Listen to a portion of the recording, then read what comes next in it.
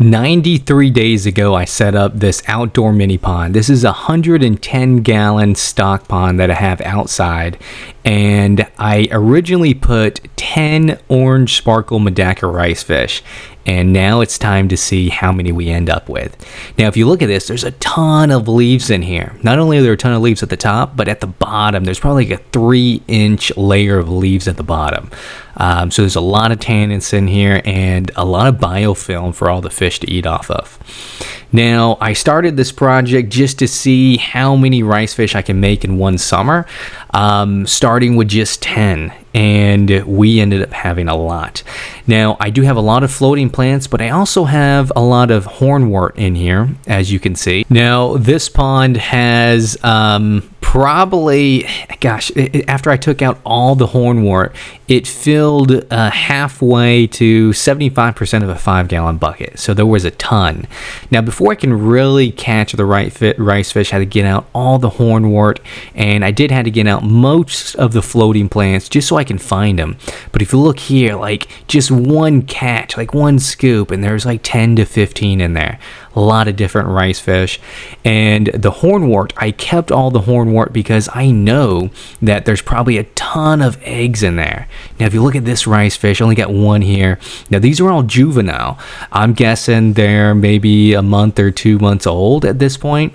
And so I want to bring them in for the winter. Now, while they can stay outside during the winter, I wanted to see how many I actually bred and made during the summer. And so I do want to bring them all in just to count them. All right, guys, we're back inside, and I just caught maybe 52 orange Medaka rice fish. So if you take a look, I counted about 52 of them. It could be more or less because they move around, but if you look at them, they're kind of just hanging out. So they were actually easier to count than I expected. But guys, we started with 10 adults, and now we have 52 juveniles in here. I didn't catch a single adult, which either means that they got eaten or passed away, or what I think it is a combination of getting eaten, passed away, and that the older adults are normally a little bit smarter and they hide a little bit more, whereas the juveniles, they'll just swim right into your net, right? They'll just swim right in. So they're not as smart, quote unquote, to not get eaten. So there's probably a good bit still left in the tub, but I got as many as I could see free swimming, and there's about 52 of them. And so guys, it's been roughly 93 days, if my math is correct, from the time I set up the tub, put in 10 orange Medaka rice fish, till today, when I pulled out roughly 52 rice fish. And not only do I have 52 alive swimming fish from just 10 doing nothing. I didn't do a single water change on that tub. I didn't do a whole lot. I didn't even feed it. I may have fed it the first 2 weeks of summer, just because, yeah, I need to feed. But then after that, there's so many mosquitoes and so much biofilm and algae that they could eat that I just stopped eating. For the last 2 months, I have not fed these fish at all. And there's 52 of them.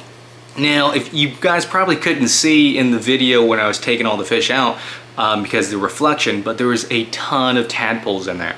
So I think, and the tadpoles were all different ages. So I think I probably could have had a lot more fish in there. They may have just gotten eaten by the frogs, because once the frogs mature, they can start hunting down small fish. So it's possible that the frogs could have ate some of my fish, especially the baby fish. So if you're looking to really maximize the results that you get out of your tub project, I would definitely recommend putting something over it. So next year, whenever I set up the tub again, I am going to get some kind of mesh just to keep frogs out mainly. I didn't want to do the mesh this time because I don't have an issue with raccoons or other wild animals. And I wanted mosquitoes to get in because I really didn't want to have to feed these guys every day. And there was a ton of mosquito larvae in, but I see them picking them off all the time. So that was probably their main food source, which would have been mosquito larvae and probably biofilm and algae. Which is, you know, pretty normal for fish in the wild. But I'm really excited we have this many rice fish. And guys, not only do I have a ton of rice fish, but I have a half 5-gallon bucket just full of hornwort. I just spilled water all over my carpet. Wife's not gonna be happy about that. Anyways, I saved the hornwort because it's probably covered with eggs. So I'm gonna go ahead and get these fish acclimated because the outside water, I've never done a water change. And our summers here where I live in North Carolina, the first month of summer, it's like every other summer, really hot, doesn't rain that often. But the last 2 months of summer, we just get so much rain. So chances are the pH is probably really low. It's essentially almost like RO water, rainwater, right? Because so much rain has gone by that it's essentially had multiple water changes just from the rain. But the water chemistry is probably so different from my tap water that I am gonna wanna make sure I drip acclimate for a little bit. Even though these fish are really, really hardy, the difference in water chemistry is gonna be so extreme that I don't wanna stress them out, especially since they just lived the last 3 months outside. I wanna continue their life inside. So let's go ahead and do that. So now we're in my garage. In here we have about 20 aquariums. I have about 30 aquariums in total, most of them being in my garage, but here are all the orange sparkle Medaka rice fish. Now, I roughly counted about 52 of them. Now, this 55-gallon fish tank here on the ground, that's where these fish are going to go. Now, I set this tank up a few weeks ago, and it's ready.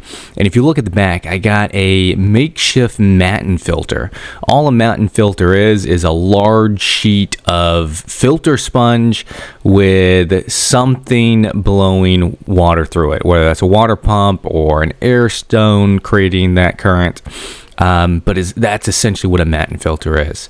Now I'm going to put all the hornwort in this tank because there's no fish in here, and so when the eggs do hatch, they'll have all this tank space to explore and find food without getting eaten.